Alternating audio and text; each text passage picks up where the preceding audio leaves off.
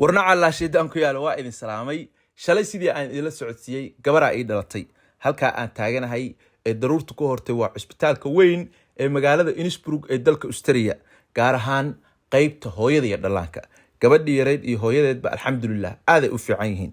tan iyo shalay hambaliyadu saas isaga soo daba dhacaysay malaayiin Soomaali ah baa si dadban iyo si toosaba igu soo hambaliyay dhamaantii waxaan idin leeyahay aad u mahadsantihiin sida ay sharafteen Allah idin sharfo halka mid idin kama xusi karo laakiinse hambaliyada shalay aan la sigtay oo mar la siiban gaaray oo la salbabaqay oo ilaa ay hadda aan sidii la ahay waa hambaliyada uu soo gaarsiiyay madaxweynaha qaranka mudane Xasan Sheekh Maxamuud dal xoreeye waxaan ku leeyahay hambaliyada waa ka haya Allah ku sharfo waa ku taageersanaa horena waa ku taageersanaa ma sha Allah baba Soomaaliyada tahay sidoo kale madaxweynaha hore Puntland ana ra'iisul wasaare hore Soomaaliya Cabdulle Maxamed Cali Gaas saaxiib jira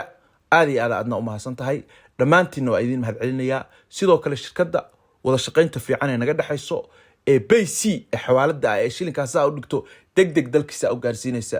iyadana maamulkeedu ila soo xiriiray oo ii soo hambaliyay waxaan idin leeyahay waa mahadsantihiin dadka Soomaaliyeedna waxa weeye si toos ah bay idin kale inay adeegsan doonaan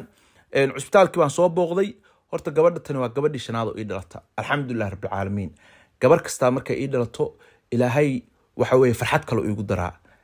xalay saacada yar ka bacdi markay gabadhu ii dhalatay waxaan gaaray 1 milyan Facebook muddo dheer aan ku soo xabad ridanaayay marka ma sha Allah taasina waa farxad kale mar rabo labada farxadood in iska kay jiraan gaar aan uga soo hadli doonaa marka waxa weeye dhamaantiin dadka Soomaaliyeedow waa mahadsantihiin sida ay qiimeyseen Allah idin qiimeeyo